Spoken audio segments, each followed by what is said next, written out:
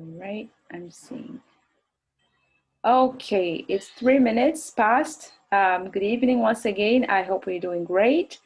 Welcome to Nani program, communication skills module.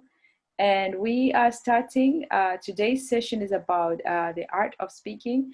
And I hope and trust that you can relate to it and how it's been connecting very well to what we have been learning from the beginning when we started about we looked at the nonverbal communication, and then we spoke about the art of listening, and learned through it and shared a couple of things around it. So tonight we are going further into the art of speaking, and perhaps a lot is covered or spoken about, encouraged, perhaps growing up.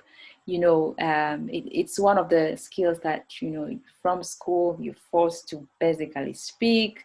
Your family perhaps have really either exposed you or pushed you to have to speak up, or to speak basically. So it's a skill that is we are prone to it, and it's kind of tough to avoid it because you have as long as you're able to speak it. It's one of the main ways that you can truly express your opinion and things like that, audibly and things like that. So it's a very important component part of communication, and knowing something about it, investing time into it really helps. And I hope we can get to learn more about it today.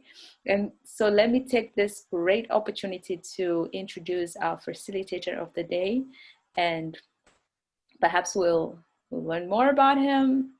Not perhaps, we will definitely learn more about him, but yeah, what he does, but his work revolves around communication, and he deals with people professionally, so he is into communication a lot.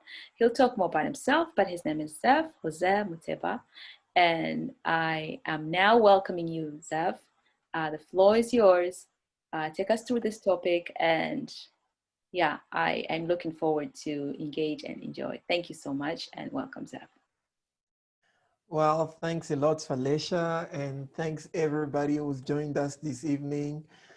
I just want to talk a little bit about my friendship with Felicia. We met last year, I believe, when we were out in the United States for the Mandela Washington Fellowship, and it's been a great opportunity, a great friendship. One of the friendships that I kept when we actually traveled back to our respective countries. And it's an honor to actually be able to contribute one way or another in what Nani is actually doing right now. So I would like to maybe, I don't know, I'm not here to talk about myself, but I'm mostly here to just connect with you and just know exactly how in one way or another I can actually help you become a better version of yourself, because that is what I do. As Felicia said it, I try to be as much as I can the kind of person that helps people become a better version of themselves.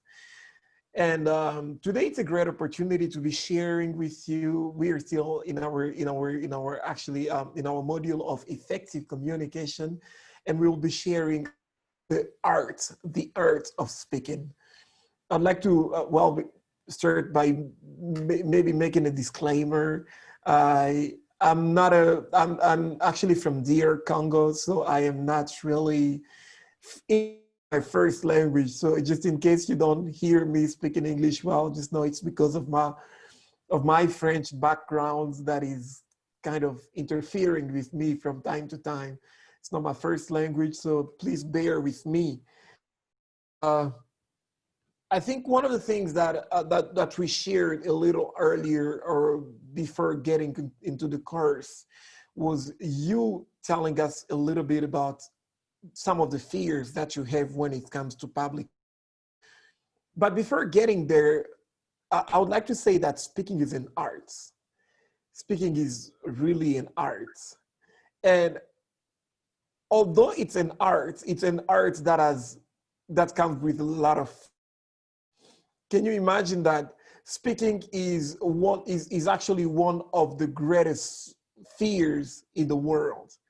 And what is even more even terrible than that is that it has even been placed before the fear of snakes and the fear of death. Can you imagine when they actually ran a survey to see how many people actually feared speaking? There are people that actually feared speaking even more than death itself, or a lot more people feared speaking publicly than actually snakes. And when Felicia saw the picture of these snakes, she was like, what is that? And on, I was like, do you know that people actually fear speaking more than the fear what you are actually viewing at right now? So tonight, I'll just give you the plan of the talk that I have. I don't want to be doing the whole talking, so I will kindly ask you to be interactive. I love communication, but it even gets more complicated when you got to do it online with people who have actually their videos and people who have muted their audios as well. So I hope we will actually be interactive through this session. So when it comes to effective communication or the art of speaking, the plan for tonight is we will start by giving a few definitions of what communication is. I'm pretty sure you've received a lot of them since this is not the first session in effective communication. And then I'm gonna tell you some good news. What Felicia didn't tell you, I'm a very active person in Christian ministry. I'm a person of faith. So the good news that I'm going to tell you is not necessarily the gospel, but some good news that has to do with communication. And then we'll speak about communication frameworks, or the work of communication. How does it work? What makes the art of communication work? What is it, the foundation on which it actually lies? And then after that, we will as well be speaking about, I'll just give a few advices to effectively speak, okay? I'll give a few advices to speak effectively.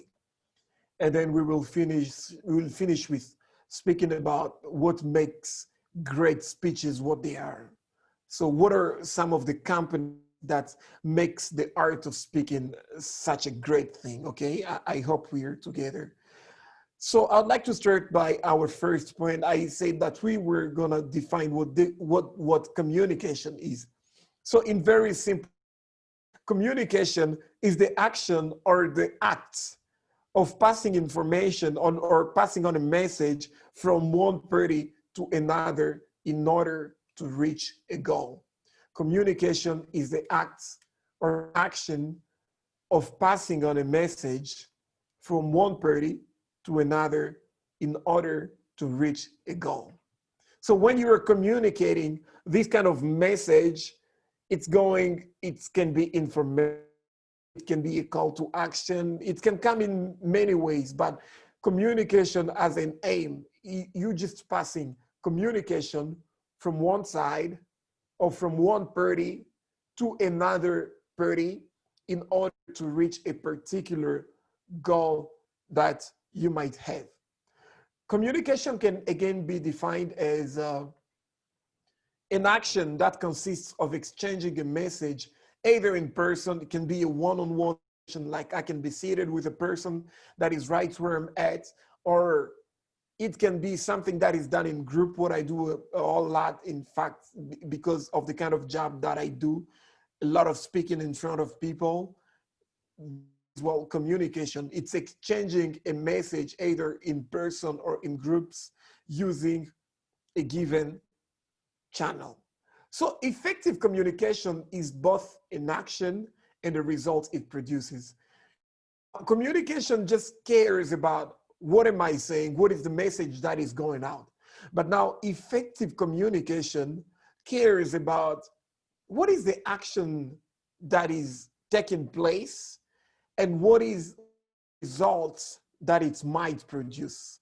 So I am speaking a message right now. So what are the results or the impacts that it's going to have in other people's life or in the lives of the people that are hearing me or listening to me talking? I just want to make another disclaimer right now is that people tell me that I usually speak super fast. So just in case you feel that I'm going too fast, You can use the chat section, and I will just I slow down a little bit. Is my speaking too fast, or is it too slow? Just let me know, and I'll just make sure that I have some feedback before we just keep moving on as we're going in our talk tonight. So I said I'm going to now give you some good news. Give me a second, please.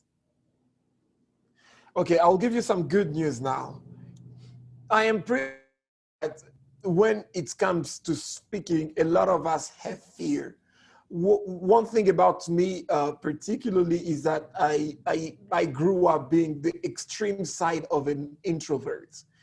Being introverted, I never spoke, I never, I always just stayed in my own little cocoon, and I never wanted to come out.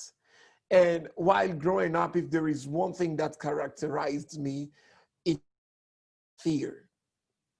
And I'd like to tell you one of maybe the first good news that you got tonight. If your fear is that the fear of speaking publicly is normal.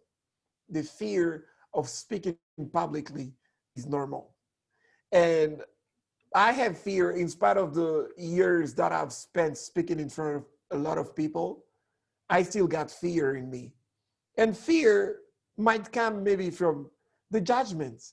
You think, well, how are people perceiving the way I'm talking right now? How will people see me?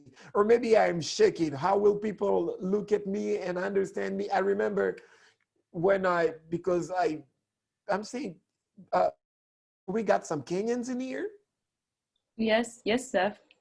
Okay, because I'm seeing some Kenyan names, and because I did my undergraduate degree in Kenya, but I'm from the Democratic Congo. And when I got in Kenya, the first time I had to stand in front of people, it was number one, standing in front of like a very large crowd of people in the city. And then number two, I was standing in front of people to speak in a language that was not my native language. English is not my native language, as I told you initially. I learned English when I was actually 19 years old. And I just went straight ahead in university. And 6 to 7 months after I first started in English class, I was very bad at English in high school. And when I get to university, now I have to stand in front of a large crowd. And I have, as I've already said it, I have to stand in front of too many people. And then I as well had to speak in a language that was not my own. And I remember getting in front of people, and as I always say, it's my legs and my feet started having fellowships. I was shaking, and one of my knee was knocking the other, and I was literally shaking. So maybe it was the perception. What are the people going to say about me? How is it that people are looking at me this way? And I remember cracking jokes in front of people and telling them, you know what, I guess we're about 500-600 people seated in here. And if I can count the number of eyes that are looking at me right now, we got about 1,200 eyes looking at me without counting the number of people who, like me, are wearing spectacles. So that makes even the number greater. So if those number of eyes are just focusing on me, it's very normal for my legs to be having fellowship. So the fear of speaking publicly is normal. It comes from maybe, as I've said, the judgment that people might have about you, or you worried maybe about people's reactions, or again, bad memories. Can you imagine if my whole life was actually based on that experience of my legs having fellowship? I would have never ever had the courage to step up again and just to stand in front of people, because I was saying, whatever thing happened to me won't happen to me again. I do play the guitar, and I remember after that moment, I stood in front of 600 people, and I stood in front of about 1,500 people, and I was singing a song. I wanted to sing a song, and I held my guitar. I looked at people, and they looked back at me, of course, and I could not remember the song. I could not remember the notes that I was supposed to play at guitar. So is it a bad memory that keeps you from actually speaking boldly in front of people, or having the fear of public speaking? Or sometimes, you know, the fear as well comes from lack preparation. When something is impromptu, you know, when people know you as a speaker, they always have the tendency of saying, can you tell us something? They just come up with something. Can you just speak right now? And when it's something that you've not taken time to prepare, it actually often brings some kind of fear in you. So I'd like to hear a little bit from you. One of the assignments that was given is that I wanted to know, what are some of the fears that you have when it comes to public speaking? So Felicia, I don't know whether I'm supposed to pick myself on who I want to answer, or anybody can just go ahead and just give an answer. I think that's upon you. However way, but I would like to encourage people to kind of speak up. But you can just speak names. It's fine, I think. Okay, so let me just let them pick for themselves. I don't know who is going to go first. So anybody want to share what, if they got a fear when it comes to public speaking? Anybody? I'm just looking at anybody who's going to mute to just say something, or I will pick up. Yes, Mary, go ahead. Okay, I think my greatest fear is maybe misspelling words or Okay. eloquency, basically. Yeah, I'm scared that I'll keep saying words like, for example, yeah, Okay. like we went, like continuously, because Okay. I've done it before, Okay. or have those momentous gaps that are unnecessary, if so to say. Okay. So eloquency, yeah. Oh, just not having eloquency enough to just like be speaking boldly, right? Yes, Okay. Thank you for sharing. Are you Kenyan? I am Kenyan. Okay. I got it. Okay. Anybody else wants to share their fears when it comes to public speaking? Go ahead, Daisy. I think my greatest fear is not being understood. Okay, not being Because understood. most of the time when I speak in public, my thoughts may tend to be jumbled up, and I really don't pass the message as I intended to, or they don't sound as good as they did in my head. So yeah, that is my greatest fear. Thank you for sharing. That is actually a very good point, and not as much as Mary's, but it's actually funny. And I remember seeing, you know, Kenyans. I can see you Kenyan as well. Kenyans, you have a very pronounced sense of humor, and you know, it's like a Kikuyu would say in his head, I have been thinking about this word parallelogram, and it's just okay in my head, but as soon as it comes out, I just don't know what happens in tongues, just going in every kind of direction. But I understand you and I feel you. Anybody else wants to share their fear when it comes to public speaking? I'm a pickup, okay? Grace, can you go and share if you got any fear when it comes to public speaking? Yes, my greatest fear relates to Daisy's, the inadequacy, not Okay, being able to pass the information as I intended to. okay, Yes. okay, So the information is not well understood. Yeah. okay, okay. Oh, thank you very much. Thank you very much for sharing the information. Your fear is that the information might not really be well understood, right? Is that Yeah. correct? Okay, thank you. I don't know how I can Yes, read. yes. Okay, thank you very much. Thank you. Here, I'm gonna take two more people, then we can move on. I do not know whether I can read your name right. Is it Laritz or Luritz or It's lurid. Luritz, right? Yeah. Okay. Yeah. Thank you. Can you go ahead and share some of the fears that you've got in when it comes to public speaking? Okay. I think the fear that I have when it comes to public speaking is the wave of nervousness that comes because Okay. at one point it becomes so difficult to control. Because Okay. it could start with the maybe sweating hands, and then at one point it becomes some shaky voice, and then getting yourself together becomes really difficult. Okay. I think that's mostly the fear, because in the process now my thoughts tend to, like, they don't flow. Okay. Yeah, that's more or less it. Okay. Yeah. Okay. Thanks a lot. And I'll take one more. So it's gonna be Joshua that I'll pick up. Joshua, are you there? Can you hear me? Okay, I'll pick somebody else up. Okay, he's here. Yeah. Please. Okay. My fear in public speaking mostly, I only get a hard time to start, like the first few sentences, Okay. and yeah, whether I'll say it right or whether I'll get the grammar right. Yeah. Okay. Okay, thank you. Thank you very much, everybody, for sharing, and thank you very much for just being interactive and just expressing what are some of your fears. And I just want to tell you, maybe I'll not be able to address all, but I got some very practical advices that will help you in crafting your speeches well, okay? The thing that I would like to tell you right now is that speaking is an art and it can be learned.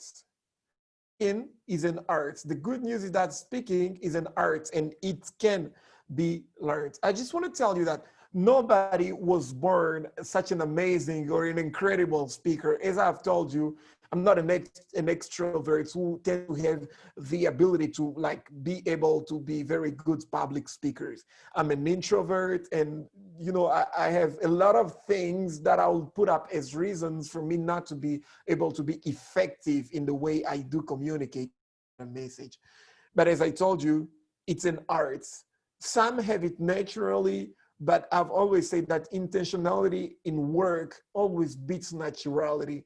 Somebody can have something that is natural to them, but on the other person is a very hard worker, and the very fact that they're very hard workers that allows them to join the person who has a gift naturally and just can excel into something. Okay, hope we're together. So I just want to show us a video right now, and it just shows the art of speaking. The video is from a man who has a very complicated name. The man is called Dhananjaya Airirachi. He was the world champion of public speaking in 2014. I don't know how many of y'all have heard about Toastmasters. I didn't even know that there was a public championship of public speaking, a championship. But I found his speech to be both communicating a great message, but as well, art was really involved in it. So I invite you to watch it with me. Then we will talk a little bit after the speech is done.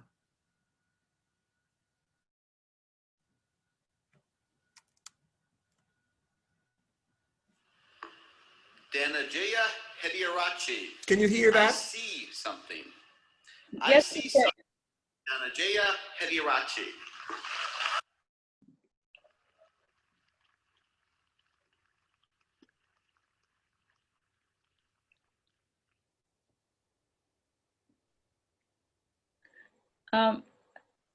Hello. It's coming. Okay. You and I Okay. are not different from this flower. Just like this flower is unique, you are unique. All of us has something special that makes us beautiful. Do you know what makes you special? What? Now the answer to that can be a little difficult to find, because sometimes it has a cruel way of taking out your petals, breaking you in two, and throwing you into the trash. And when you're broken, it's very difficult to feel special. Mr. Goddess Chair, my fellow flowers, I can remember the first time I broke. I was 17 years old. I had already flunked high school and managed to get myself arrested. Now, I wasn't afraid of the cops, but there was one person I was very afraid of, and that was my mom. Raise your hand if you have an emotional mother. Let me see. Put them all together, you get mama. I can hear her scream outside, and even the cops were afraid. She came up to me, held the iron bars, looked into my eyes, and I saw a tear coming down. Now I've seen my mama cry before, but mothers cry 3 types of tears. Tears of joy, tears of sorrow, and tears of shame.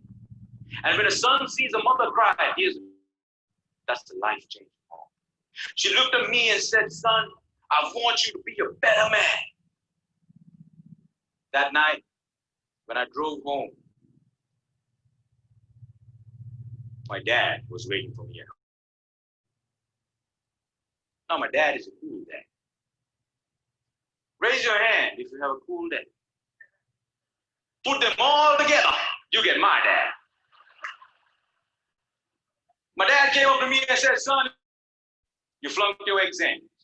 You already got arrested. That's fine. You get that from your mother's side.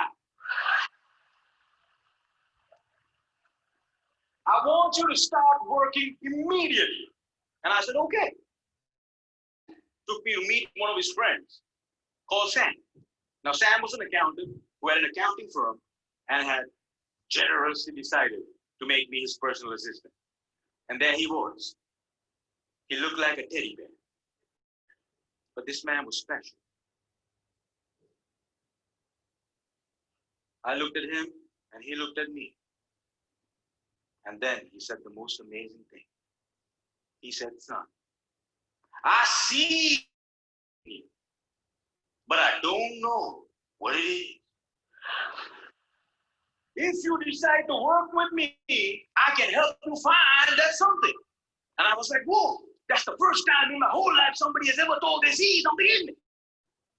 And I started working for Sam. And every day after work, he used to tell me stories about the world, about history, about culture, about philosophy. And it was much more interesting than what I learned in school. And I discovered I can dream. And I started dreaming, ladies and gentlemen. After 1 year, I went back into high school, completed my exam, and went into college. After successfully completing, I found a great girl, but not a job. I didn't know what I wanted to do with my life. Have you ever had that problem? It's difficult to feel special. So I went back to my cool dad. And I said, Dad, I feel lost. He said, you are like your mother. So my dad introduced me to this strange club that had a strange name, with strange people talking. On the first meeting, me to do something called a table talk. I aced it. But while I was speaking, I see a strange man seated in the back room, humble, simple, the unfailing quality of kindness. As soon as I finished, he walked up to me, looked me dead straight in the eye, and said, son, I see something in you, but I don't know what it is. If you come here twice a month, maybe we can find that something. And ladies and gentlemen, I discovered I could speak, and I love speaking. And that led me to become a teacher. I know what it's like to not have enough money in your bank. I know what it's like to worry when the bills start coming in. And sometimes, in the middle of the night, I wake up my beautiful wife and I ask her, honey, why did you marry me? She says, I saw something in you.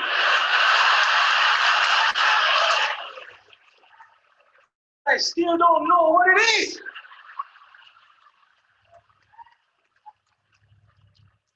Ladies and gentlemen, today I'm a dreamer, I'm a speaker, and I learned the unfailing quality of unconditional love from my wife. I was broken, and I've been broken, lost, and broke many times in my life.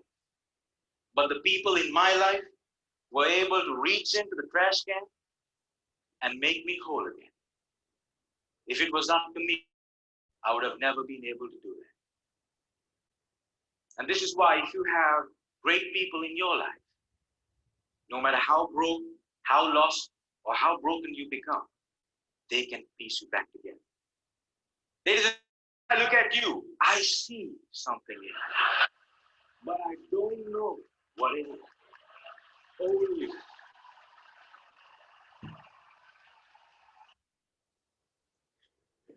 Well, buddy.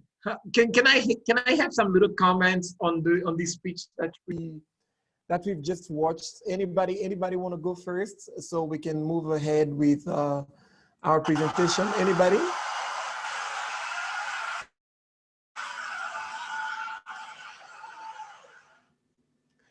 Anybody want to say something about this speech?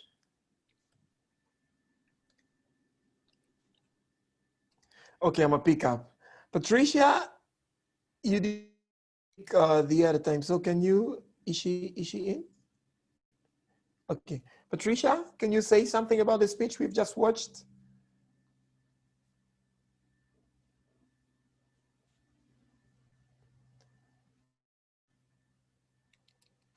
Oh, that is a very great question, Felicia. Thank you.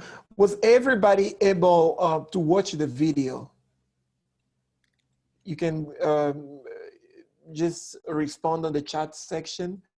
Was everybody able to see the video and to watch it? Felicia, were you able to watch the video? Yeah. Okay, can I have your comments as everybody else is coming up? Oh, I found it to be funny. Okay. Yeah, I think that's I love to laugh, so I think that was engaging for me in terms of the speaker's ability to engage the people with his movements, his bodies, his expressions, and the humor in it. Okay. So I'm gonna take Irene, then we'll go to Larit. Irene, Lurit, right? Yes. My bad. That was a disclaimer. My is really not. It's okay. It's all right. Okay, Lurit, can you go ahead and then we can take Irene? I think I find it very interesting how he begins the video and talks about how we all have something special, and there's something that we need to discover. You know, I'm relating it to the strengths we need to discover within ourselves that contribute to our public speaking skills. Okay. And also I'm trying to look at it in terms of how he would relate it to his family, and how there's always the notion of the traits coming in and reflected back to their parents. Okay. And I'm trying to relate it to what you said on intentionality and naturality. Yes, naturality. And I'm seeing the two may align for some reason. Okay. But at the end of the day, intentionality seems to win, because sometimes it's a choice that you make. Yes. Sure. Yes. Thank you. Thank you very much for your feedback. That is very good. Irene, can I hear from you as well? Okay. I really liked how he tried to keep his audience engaged by asking questions and telling them to raise their hands. Yeah, that was really. So are you the kind of person whose mother is as all our mothers put together? I don't think so.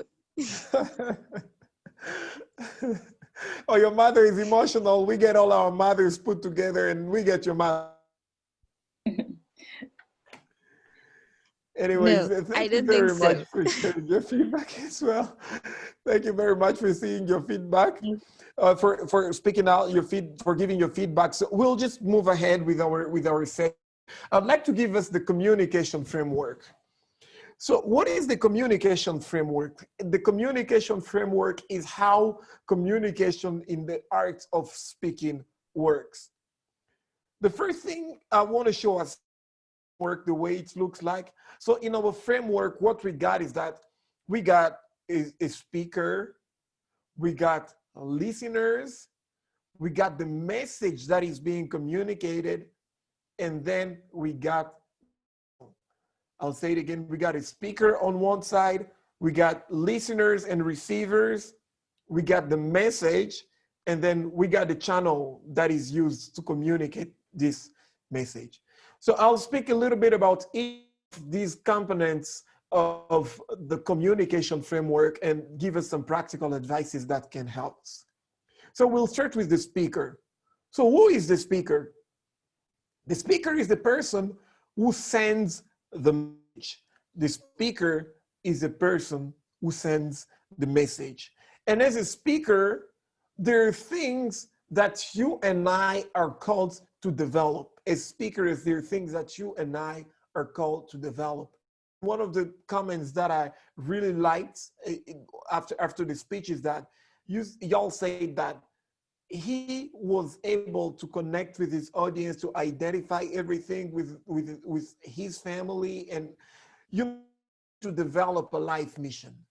If you want to be a very good speaker, just develop a life mission. You can be ahead. You can be able to see ahead and see how things work. That's why I will really encourage you to enroll in every other module as well that is here. I participated in a module on goal setting and all the other modules that are out there. I believe that some of these modules are really, really, really important in helping you discover who you really are. And I really love the name Nani. Just asking yourself the question, who am I? It helps you really discover your life mission. For instance, as being an introvert, one of the things that really helped me was to define my mission as helping people to find meaning for their lives through a message of hope and transformation. So all my speeches or everything that I usually say helps people find meaning in their lives through a message that focuses on hope and transformation. So you should as well know as a speaker, what are the things that you're passionate about? You can be able to communicate about it. What are the issues that you are passionate about? And then something else as a speaker that you need to develop is preparedness. Preparedness is really, really, really, really important. My mentor is an American called Pastor Wayne Wilson, and I work with him here in the Congo. And I remember having been a speaker for about 4 years, and then I meet this person, and I started wondering in my head, what was I doing? This speaker, whenever it will stand to give a speech, it will be 17 minutes. That is not really a conventional sermons that go for maybe 50, 30, 40 minutes. In 16 to 17 minutes, he will speak like a person who has spoken for an hour. And I never understood, how is he able to communicate effectively as this? And one of the strategies that he shared with me and that I shared with is that he gets to a point that he counts his words. He knows how many words he speaks in a minute. He speaks about 110 words per minute. For me, I speak about 120 words per minute. So when he prepares the text for his speech, he tells you, for instance, my speech has 1,700 words, and it will take me this amount of time. If I count the time when I gotta change my vocal tone, and it just tells you it will take me 17 minutes. Then he gets in front of people, You start looking at your watch and exactly at 17 minutes he's done speaking. So you've really got to know yourself if you want to be a very good speaker. And speaking, it's not something that just comes easily. It requires preparation. As you practice over and over, it helps you become perfect in your ability to speak and your ability to communicate. One of the things that I liked from Dhananjaya's speech is that he involved three things particularly, and that's what I want to talk about when we will talk about body language as a speaker. He developed, you should know that body language when you're speaking takes 55%. When you're speaking, it's not even the message that takes the greater part, but the greater part is taken by your body. How is your body communicating? The body itself takes 55% in communication. This is what Amy Cuddy says. And she as well says that only 38% go into how you speak. Skills and everything only takes 38%. And then on the left side of it, we have only 7% that go into the words that you use. So body language, saying, well, I don't know, maybe my pronunciation is not gonna really be great. I think it was Mary who was worried about that, but the way your body communicates matters. The way you speak as well matters. And the only 7% are what go into words. I've met people not so all eloquent, but incredible speakers. I'd never understood. But you will see someone like my mentor, he knows he has his 1,700 words, and he will always start his speech with his hands in the middle. You should never speak with your hands just along your. That is not advisable, because let me just show you. I'm gonna try to stand. I do not know whether it will work. So you should never speak like this. This shows lack of confidence. When you're speaking, your hands should always be folded. Language communicates a lot of times. And maybe I'll ask you to practice, even when you were speaking, your hands, when you started speech, should always be in the middle. You should always avoid having your hands along your body, or you can with your hands here or your hands behind your back. You just got your hands always have to start in the middle, and then it will start going up as you were speaking. Body language is really important. Another thing that is really important is voice. My voice is a little cracked right now because I was speaking the whole weekend, and my voice got all cracked up. But your voice is really important. I don't know whether you noticed in speech, when you are speaking about something that is emotional and something that touches the deepest part or the deepest parts of people's hearts, then your tone should really go low. You can say, for instance, "He broke your heart," and you're just wondering, you say, "He broke your heart?" So your voice is really important when you were crafting a speech. You know, your information, the information or the message that you're trying to communicate should match with the intonation you take when you were speaking. So is it excitement? Show excitement. You remember when he was saying, "Put them all together and you get my mother." He was showing excitement. But then when you were showing condemnation and judgment, he will speak like his dad, who came to him in prison and say, "I know you flanked your exam, but I know you got this from your mother." Condemnation and judgment. And when you're sharing secret, you won't tell people, "Let me share with you a little secret." So the voice is important. "Let me share with you a little secret. What I do for this." So your intonation is important. I work in a nonprofit that teaches leadership from people from all walks of life. And we usually counsel women who have been brutalized by all kind of trauma in the Congo with the lots of wars that we've had. There's some of them that unfortunately have been raped. And when you are showing empathy, that is not the time for you to just speaking like with your voice that is really, really, really high. So you should develop your life mission. And what are you passionate about? And then preparedness, always prepare, and then body language and voice. If we were in a session in which we will sit together, I'll actually ask you to prepare. This is an exercise that I'm giving you to prepare a 30-second pitch, just 30 seconds, where you're speaking about your life mission, the things that you were passionate about, and then you write it down on a paper and try to see the amount of time that you take in explaining exactly the things that I've just mentioned. Now, still speaking on the frame of communication, now I'd like to speak on the second part on this framework, and I'll speak on the message. So what is the message? The message is what is communicated to accomplish a purpose. The message is the information that is communicated to accomplish a purpose.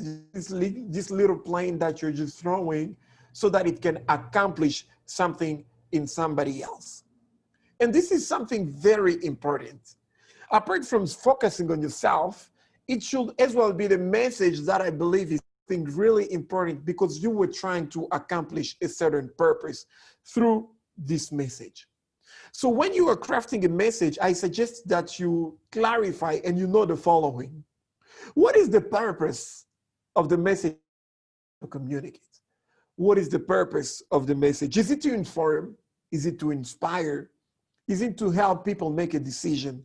Is it to influence other people to change? Is it to inform? Is it to inspire? Is it others make a decision? Or is it to influence people to change? You should always know the purpose. So know as well, what is it that you would like to achieve? I love the question that Felicia asked when we were starting the session. She simply asked, what are your expectations? So what are you wanting to achieve? What would you like to achieve by the end of your speech? I got a problem right now. I've been doing the summary of all the messages I preached in my church. And I'm getting at the end of messages and I'm just like, if I cannot summarize your message, then it got a problem. It's not a good communication. So what are you trying to achieve? If yourself will summarize your message, then you should ask yourself the question, what am I trying to achieve? And how can I summarize my message in a few points that I'll say, I have reached my goal? And then you should then tell what should be the clear structure. I remember, I think one of you shared the very fact that your thoughts all they just get jungled in your head. But when you message, the best way to avoid this is by always knowing the structure.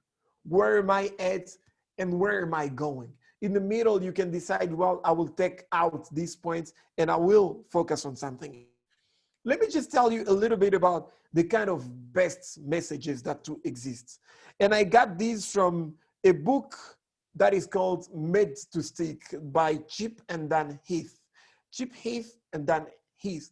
And I find this message to be, this book to really be a very, very, very great book. They both say that a successful message should be, number one, simple. It should be simple, like rocket science. You notice in the speech of Danajaya, it was just something very simple. You know, you shouldn't try to make things complicated in your talks. When you make it simple, it's easier for your message to actually stick to the people that you were talking to. Are we together? So the first thing is that your message should be simple. Simplicity is something very important, because somebody said if you tell people 10 points, by the time they leave the door of something, they leave the door of where you were together, they will probably those 10 points. So your message should be in such a simple way that it communicates well. And I will give you a few advices at the end on how to simplify a message. But let me say something like a proverb. African proverbs are very ideal because they're very simple, but they carry a very deep message in them. The second thing is that your message should be unexpected. You know, when you're so predictable, it becomes hard for others to just like connect with your message. It should be unexpected. I'll tell you a little story when I'm done with this part. I'm saying that my time is really going super fast. Then your message should be concrete. How does this apply to our lives? Like very simple. How does this apply to in the lives of people that you were talking to? If you're just talking about things that are just boring, it's not something that is concrete, then in very simple human words, you should recraft your message. Your message should be credible. I'm just telling you, you're not just going to tell people stories that do not even exist because it's a proverb that is simple and that has the unexpected, but it's something that cannot be verified. Your story has to be credible. A quote that I saw recently, somebody commenting on the US currency said, "It is written, in God we trust, but every other person must bring data."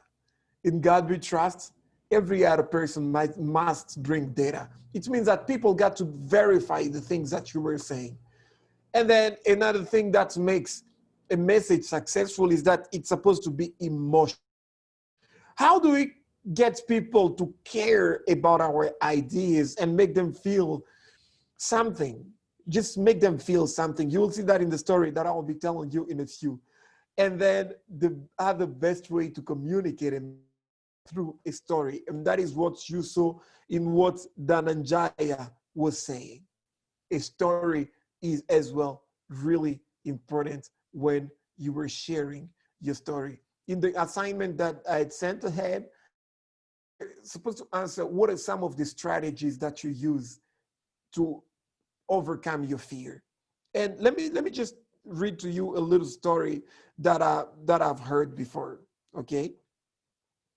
It says this, okay? A friend of ours is a frequent business traveler. Let's call him Dave. Dave was recently in Atlantic City for an important meeting with his client. Afterwards, he had some time to kill before his flight to go home. So he went to a local bar for a drink. He just finished one drink when an attractive woman approached him and asked if she could buy him another drink. He was surprised and flattered. "Sure," she said.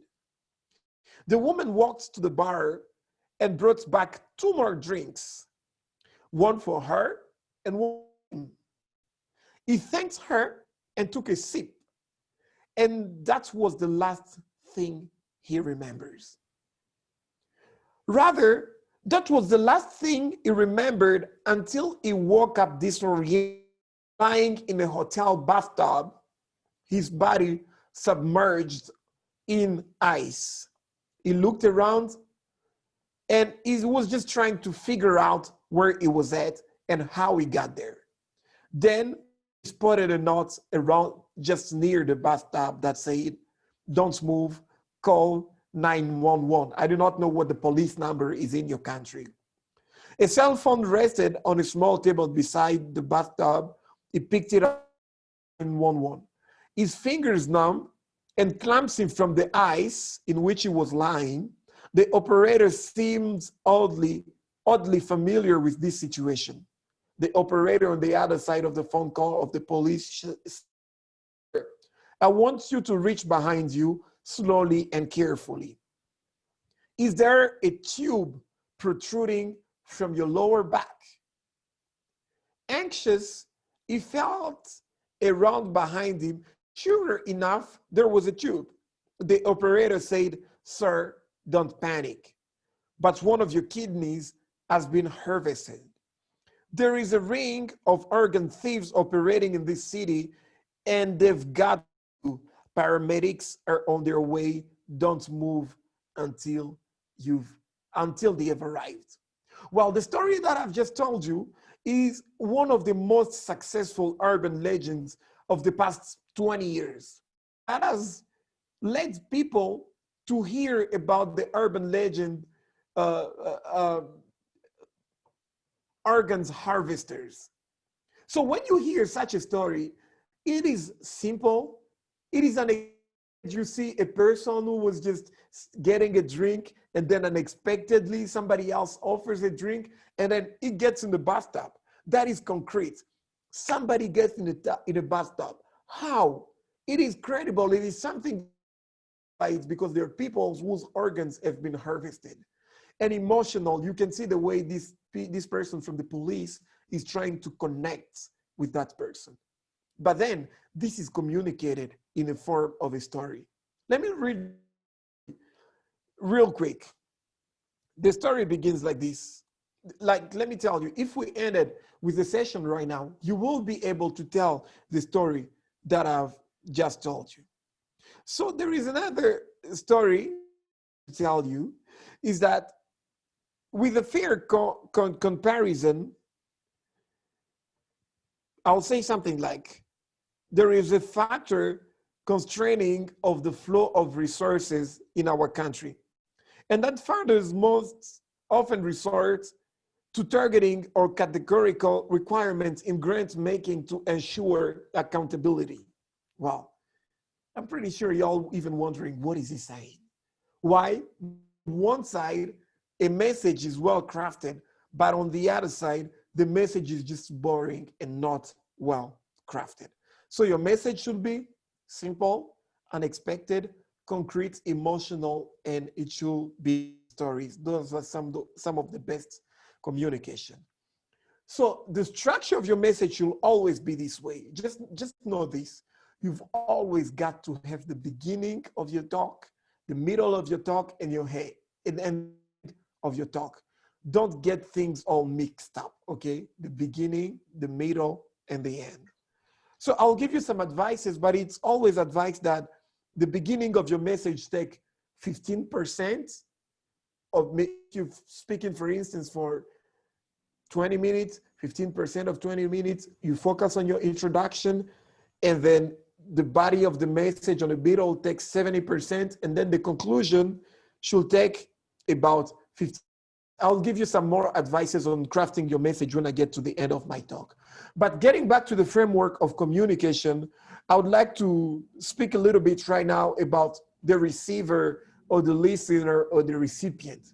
This is the person that is receiving the message that is being communicated. We spoke about the speaker as the person that is transmitting. We spoke about the message as what is being transmitted, but you now got the receiver, the recipient, as the person who is receiving the message. And I would like to tell you that if there is something that is as important as the message that you're speaking, is knowing your audience. I've been invited to speak in places where you meet an audience of 15, 16 years old. That is one audience. But on the other side, you meet an audience of people who are really learned. That is another audience, as an audience that you're speaking with small kids and you were supposed to make them understand what leadership is.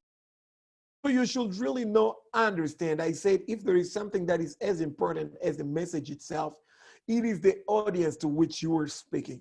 You should know your audience.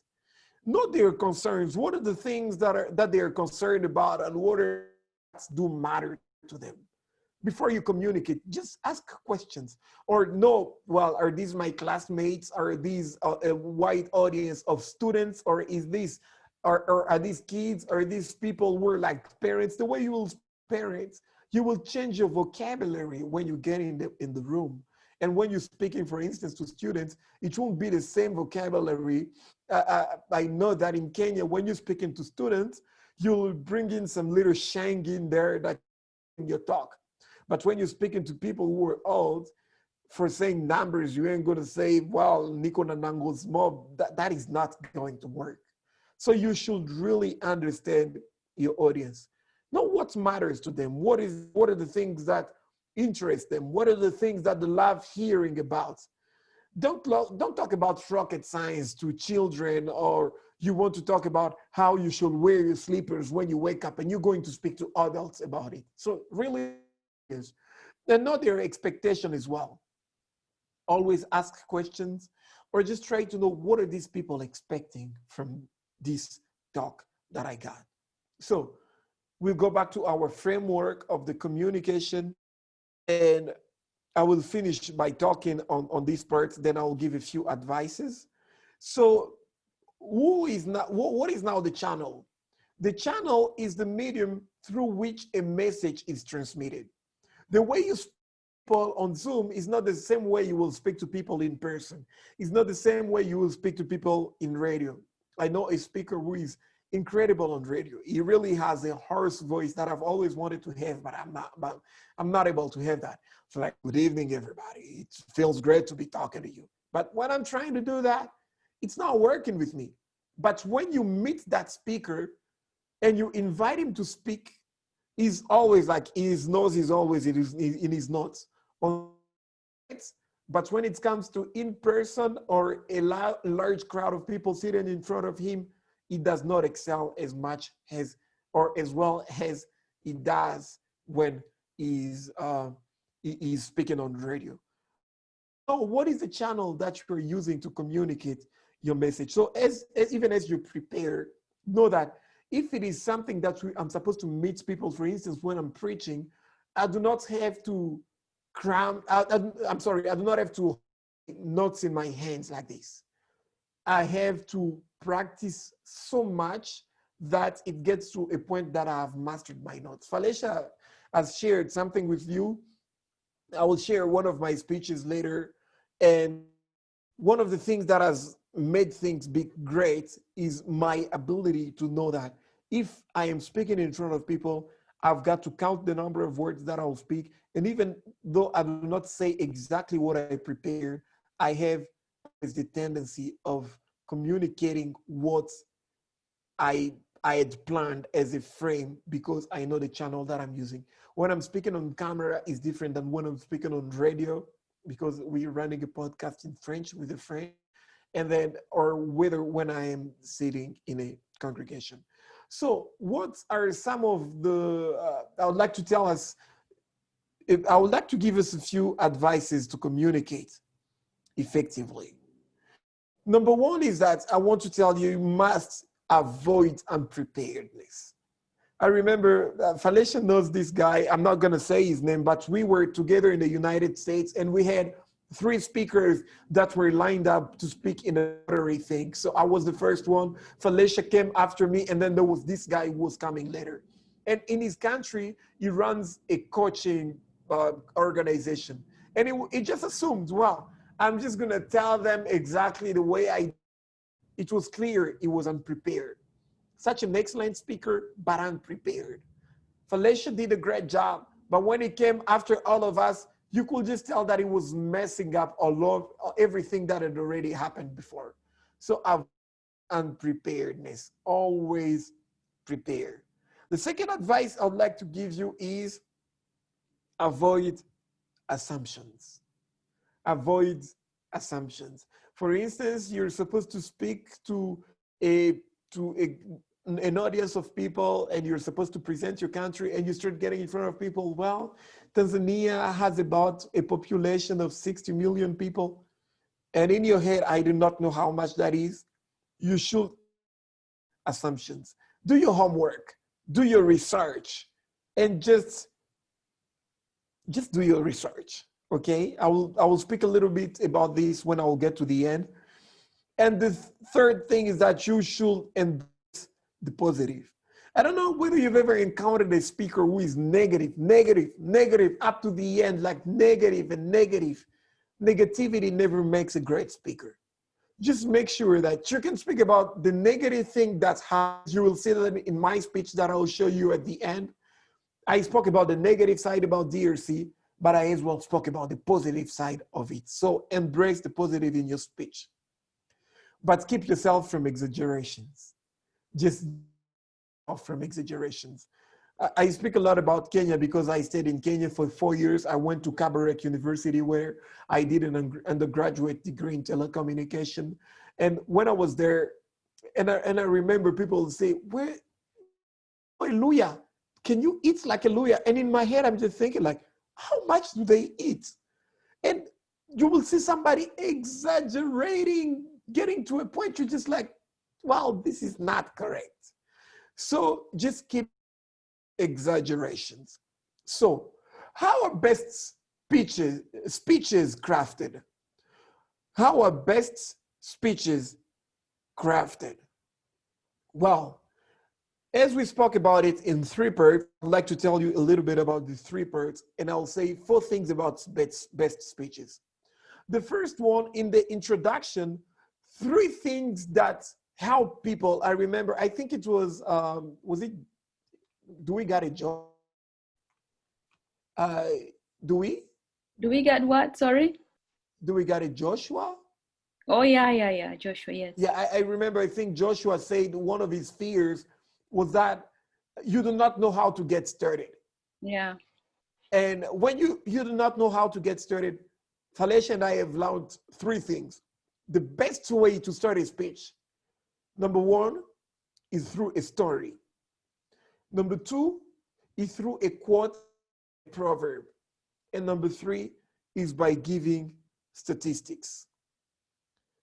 A story, quotes or proverb, or you give statistics. And you will see that in the speech that I'll show you at the end. I'm trying to get to the end so we can watch the speech together for 5 minutes, because I don't want to get into your time. So a story, a quote, and statistics. Always start with that, okay?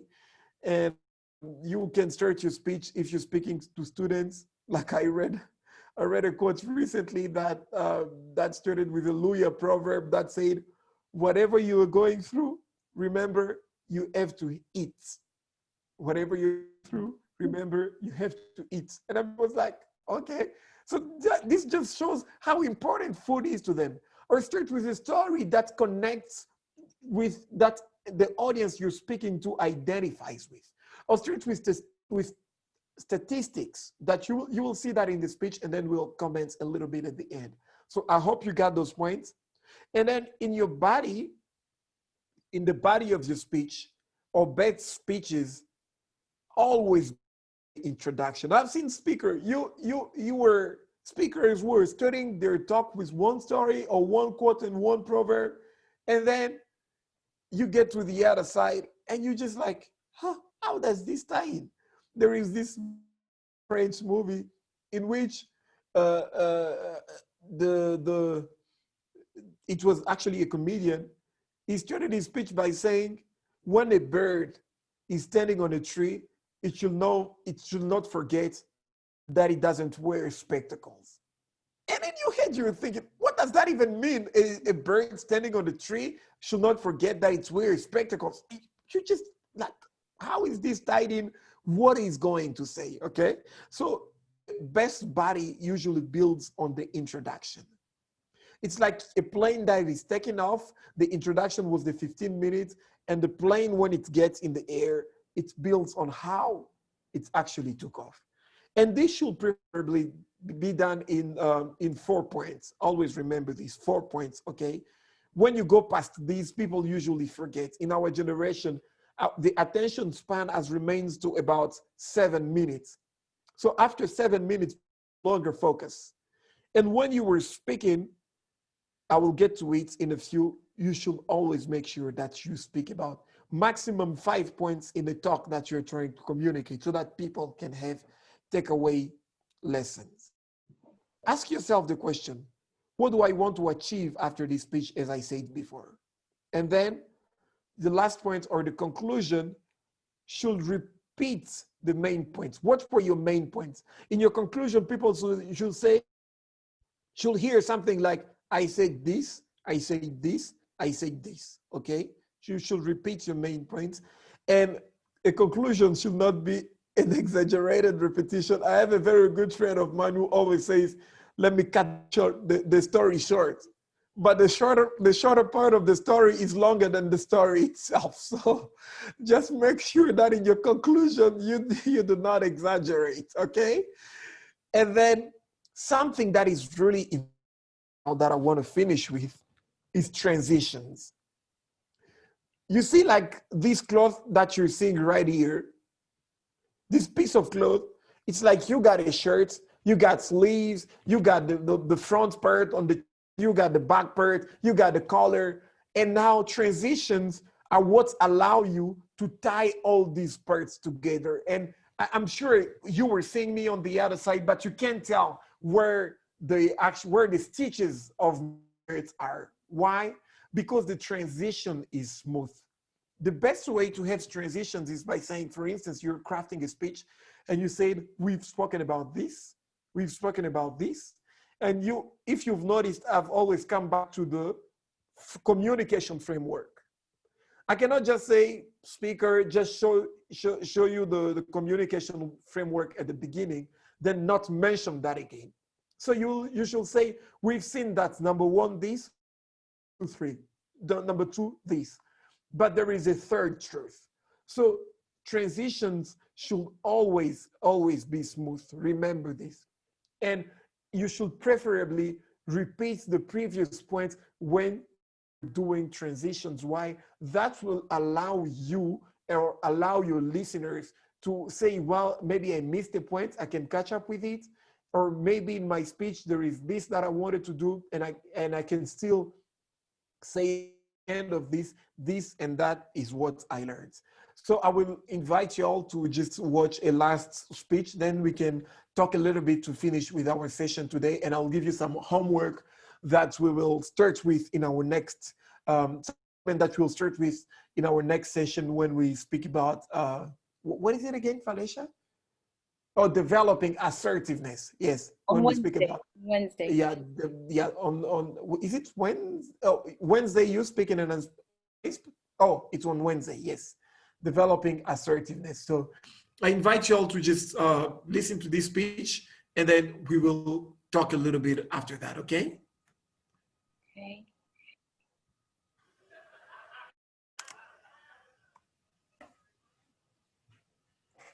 Tote kamboko yo, mutuna mtu azo aparnae.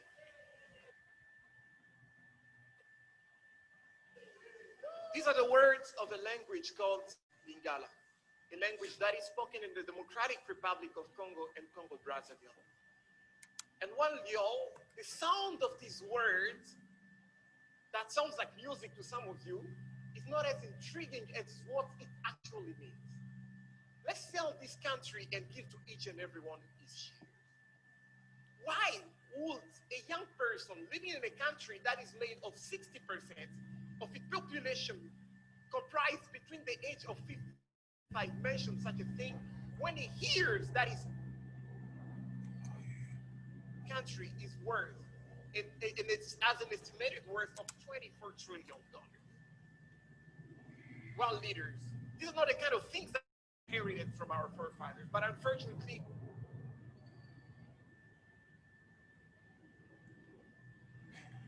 give me a second. I want to increase the volume. It's not really high, so these are the kind of things that it's not higher than that. And leave as a legacy for future generations. Our forefathers believed completely in something different.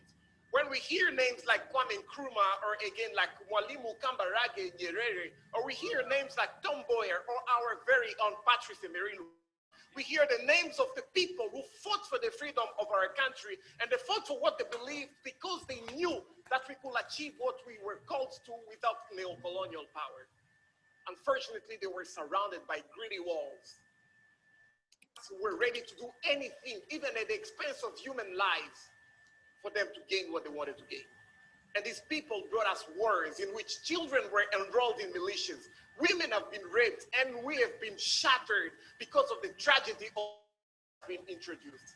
But that introduced another kind of tragedy that is even worse than death, and that is life while dead on the inside. I was born and raised in the Democratic Republic of Congo. In 1994, very little, I remember seeing refugees flocking into my parents' house, some of them dying of cholera. And then in 1997, 1998, I remember the AFDL invading the city in which I was, laying bombs, and the bomb fell 100 meters from, and we grew up with that kind of trauma. And when it came time for me, I had the opportunity to study out of the country, but when I was leaving my country after high school, I didn't have the belief that I could achieve what I was called to achieve because of the things that I'd experienced. And another thing kept on ringing in my life is my friends told me, you will never speak English. And guess what? I graduated at the top of my class with the first class honors, and I'm here talking to you in English. So I am a success. But when I go back to my country, I believe that success without a successor is failure. So when I go back to my country and I see that people are as well struggling in my country, I do not call myself a success. That's why we launched Hosanna, which means hope and sanctification for the nation. Hope, why? Because needs, of course, but we are not hopeless. Sanctification, because the experience that we've gone through have made us the kind of people who are prepared to write a different story for my country. I've redefined my success as seeing a woman that has been a victim of rape come back and change other people. That is my success, and I'm not alone. Ahmed Masire, coming all the way from Mauritania, a country in which only 55% of the girls have access to primary education, has redefined his success through his organization, Give Her a Chance, by sending other girls to school to write a different story. Today, Beyene, coming from Ethiopia, has changed completely the narrative in Ethiopia by being a fighter of gender balance and has made sure that it's not only a slogan, but it becomes a reality. And lastly, I want to talk about Dr. Sunday Agbonika, coming all the way from Nigeria, who has defied the status quo by making sure that pet ownership is taught. Because the future where we are going, even animals have their rights. So I am leaving this place, telling you, fellows, like you and I, we can write a different story. Fellows from the years have decided not only to tell a different story, but to be a different story. Because when the narrative changes, action is taken. And when action is taken, change is not only a slogan, but a reality. Thank you.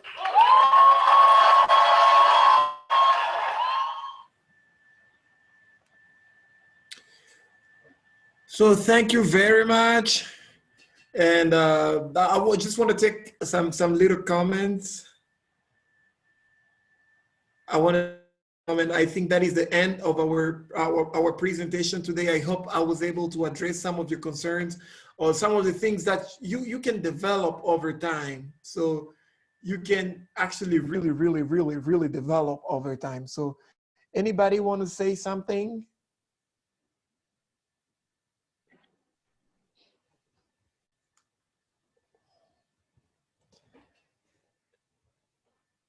Okay, I'm just reading from the comments here. I think Okay. I'm really moved by I think both the session and the speech at the end.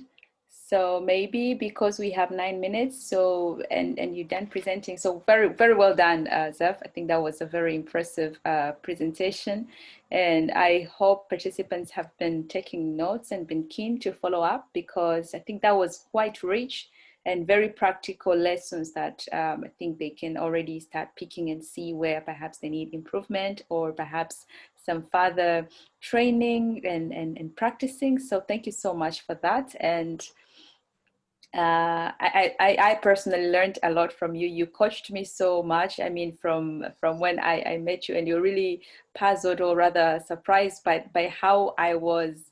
I think I wasn't very well with keeping time. I would just go speak freely and so you would be so surprised, how can somebody be so disorganized like that and still speak to a crowd? So that was actually I think for participants should know that was how our encounter was.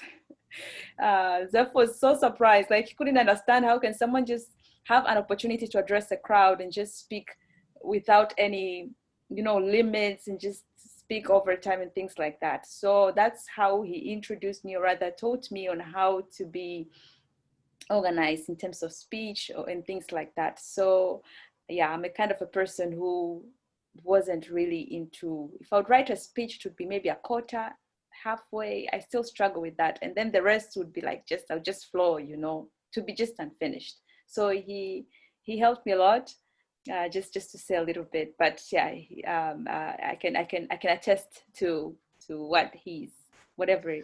Just without interrupting you, Felicia, You actually gave the last speech before we left Lehigh University, and it was incredible. And by the time you came to sit, I was like myself where I was sitting. I was like, I will never give such an incredible speech.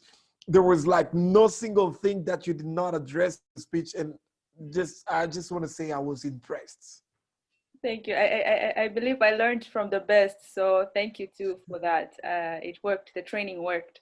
So yeah, let's hear from participants now. I think they would have some questions or experiences. So let me give you the audience to kind of unmute your mic and just. Actually, we have a question from Mary. Mary, just please allow me to have you unmute your mic and just ask, and Zef could respond. If you're able to. Okay. Yeah. Okay. Can you hear me? Yes. Yes, I can. Yes, we Okay. can. All right. Yeah, I was wondering, how do you move from writing points, like having a notebook with you at the podium, to you just speaking out your mind? I don't know. It was just fascinating how our facilitator today just did that final speech with a lot of references to change makers and quotes in between. And I don't know, the eloquency again, without even having a notebook or even, I don't know, points written down. How do you just move from, I don't know, an amateur, if so to say it, to that level? Well, I wish you could see whatever thing was happening before getting to the podium. Felicia knows that. It's like practicing 20 times for a speech that has like 5 minutes. I always had my, like, even as we're speaking right now, I have my notes. So I don't joke with unpreparedness. I have my notes with me right now, and I have a lot of comments. So a lot of the things that I'm saying right now, they were prepared. As I said, when I'm speaking to on the radio, for instance, I go with my notes. But when I know I'm speaking in front of people, certain speech, I have my notes, but certain speech like that one, the Ignite talk, knowing the kind of setting, I knew I did not need my notes. Otherwise, they will show a person who is insecure and wanted to communicate. So let me just put it in a few words, or in Felicia's word, let me just cut it short with this sentence right here. I will say the best speakers are the speakers who do not communicate. There are people who communicate not what they say, but who they are. What helps me in the speech that I gave, that is my job, that is who I am. There is no much of a difference. But that is my job and that is who I am just being authentic. Authenticity is very important in just being amazing in speaking. And practice. Let me just tell you, I used to tell people I'm not smart, I'm a hard worker. Things don't come naturally for me. On that speech, if you heard the first time I gave that speech to Felicia and another girl called Christelle from Cote d'Ivoire, they were seated and they were like, for heaven's sake, what are you saying? And practice and practice and practice, till the speech was able to come out the way it came out. So I think some things come with time, but preparing is as well important. That's what I can say. So be your message. Thank you so much. No problem. I think that was quite great. I think also maybe I can just add to Mary's questions of like how do you there are times where you have planned out your thing because you paid authenticity and who you are, but how do you know, like, even for myself, like I can plan stuff, but I might go a bit beyond the plan. Like what kind of guides you, like just to be that, to adapt to that flow outside your notes, something like that. I'll say be disciplined, like super disciplined. The tendency that we always have when we become great speakers is that when you're speaking, a lot of things are coming into your head. But if you know you had, for instance, 1,700 words, and you had, for instance, 10 or 12 minutes, you've got to be disciplined in your preparation. Know that if you're speaking something that is from what you prepared, what can you cut in what you prepared to fill in for that time? Okay.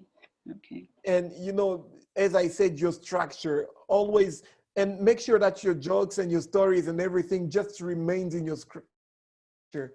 Do not go wandering around, but just come back to your structure. So discipline is very important for speakers, like very important for speakers.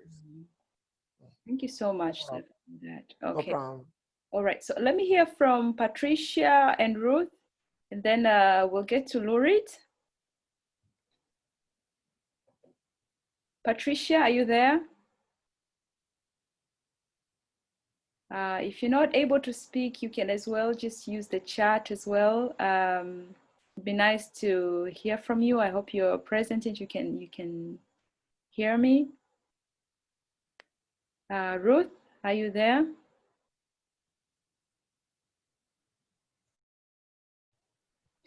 Ruth?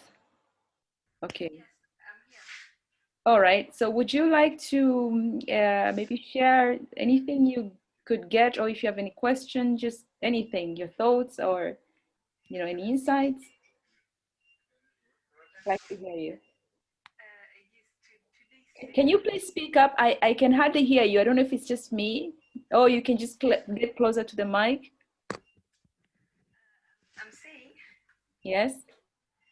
Today's session was a good one, and I don't know, I can't even pronounce the name, but the first name is difficult. Zeph. I'd say Zeph. I'd say he's not only a good speaker, but he's a doer of what he has been taking us through the session. And I'm really happy I got to learn on especially the body, how to do my speech, the best speeches, what it can, the craft of a best speech. Like, that's basically my problem where it has been. And I've got to learn how to do my introduction, what to have on my body, and how to go through my conclusion, and as well as the transition. Thank you, Zeph.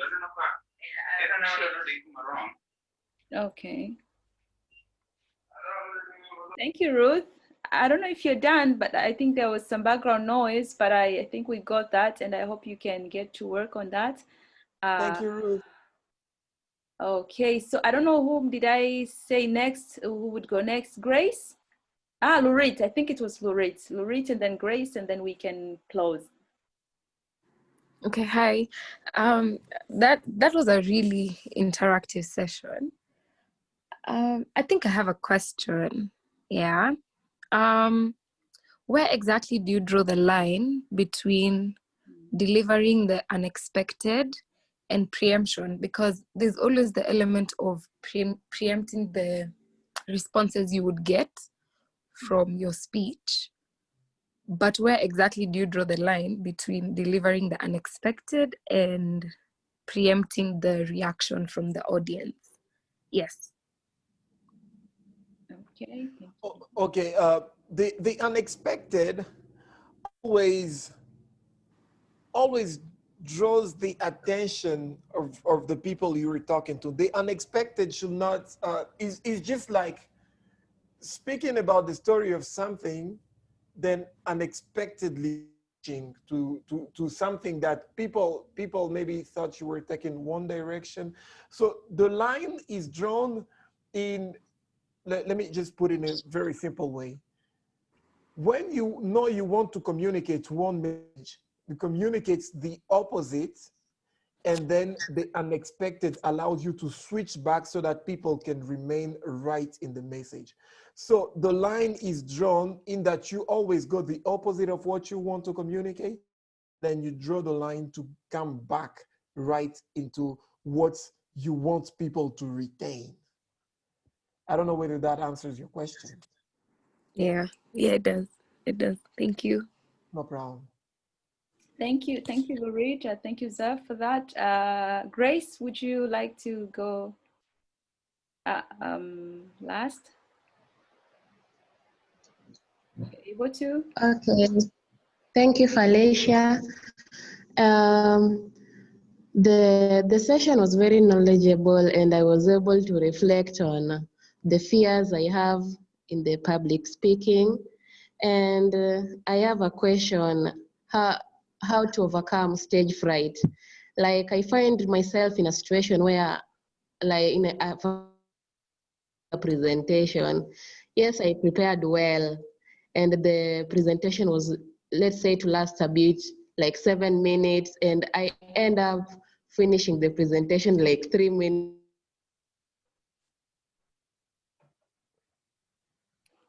Yes, I don't know if it's me or we lost Grace here.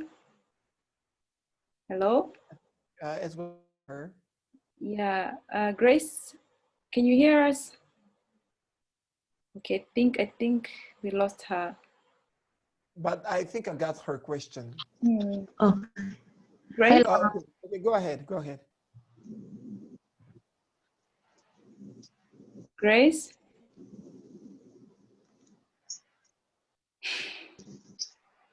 Okay, I'm not sure if she's fully back. Okay, okay. Grace? Yes, I am. The connection just disconnected. Oh, okay, okay. So I don't know if are you able to quickly finish? Okay, my question was just about the how to overcome the stage fright. Oh, okay. Yes. All right, all right. And then maybe let's just take, thank you, Grace. Let's take Lorit's question also, and then so that we can just do a final one. Lorit, can you quickly ask? Okay, so there are certain situations where you may find an audience, rather a specific, okay, yes, let's use audience. You can find an audience that designs your articulation to match their narrative. So there's some kind of breakdown of communication that happens where sometimes it's not always the sender, but the receiver is the one with the problem. How exactly do you deal with that particular situation? Wow, wow, wow, wow. I really love your question. I was preparing something on that, but I told myself, well, I don't have a lot of time to speak about that, okay? So let me start with Grace's. How do you overcome stage fright? And I think that actually joins the comments that Patricia as well put there by saying that she's learning. She has a lot of, she found the session informative, and she has fears when giving speeches, and she's learning to be prepared to give a good speech. So how do you overcome stage fright? Let me tell you something that I do. It's humor. You know, you have stage fright because of the perception you have of yourself and the perception others. So one of the things that I've used most of the times is humor. I just tell people, like once I got it in front of people and I told them, guys, can you imagine that I'm all scared standing here? Let me tell you, your brain is wired in such a way that when you say such things, fear will just go. Or if it doesn't go, it will reduce drastically. So crafting, you can be surprised that in my speeches, I even write my joke. And it's just that we didn't have time. I'll try to get the video. Maybe we can play it in the next speech. The speeches that Felicia and I did, I'll try to get the video or the link that we can send to you so you can watch it. And we just went humor. Humor really helps you in stage fright. And just, you know, being authentic and telling people, you know what, I'm scared. When you say that, your brain is wired in such a way that fear reduces. And don't worry, fear is there. I've been speaking for so long, for quite a number of years now. But the fear when I get in front of people, it is still there. I just learn to joke about it and just face it. And just that is one of my advices. I don't know whether Felicia will as well give her advice. So getting to Lorit's question, there are different ways you communicate to different people. In communication, 3 types of people. The first type is people, there are people that we call oral people. Oral people, they're people who are mostly uneducated or illiterate, I'm sorry. And those people prefer giving their informations in terms of stories.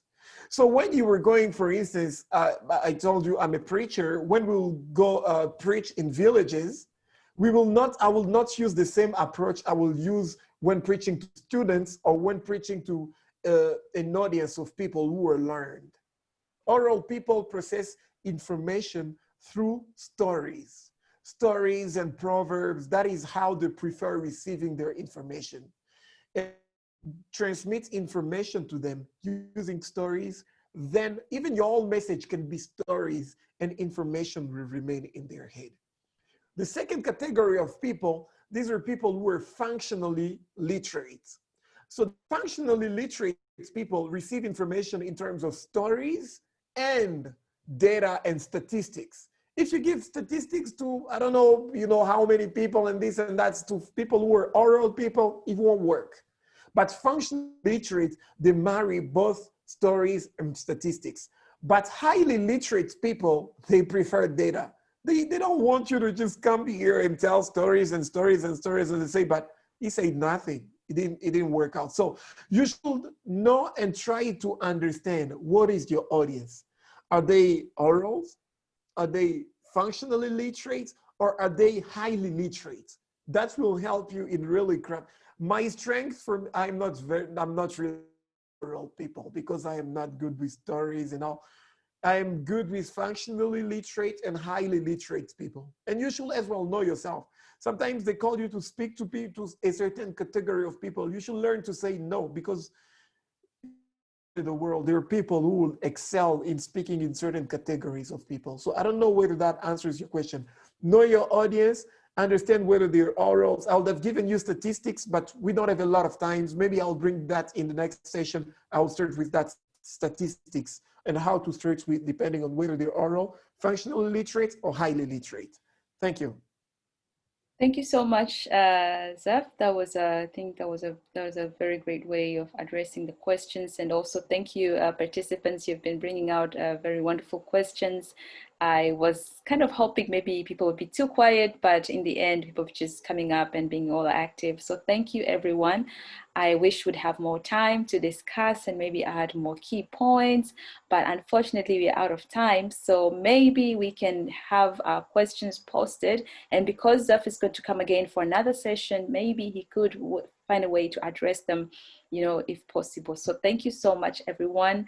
Round of applause to facilitator. That was a very great job you did there. And dear participants, thank you so much for engaging, sharing, and that was very appreciated. So have a great night and have a great day. Tomorrow we'll be in touch. Till again on Wednesday, you stay safe and you will be great. Thank you, Mary. Mary says amazing session. Okay. All right. Thank you, everyone. Have a great night and a great day ahead. So bye-bye. Everybody, bye-bye.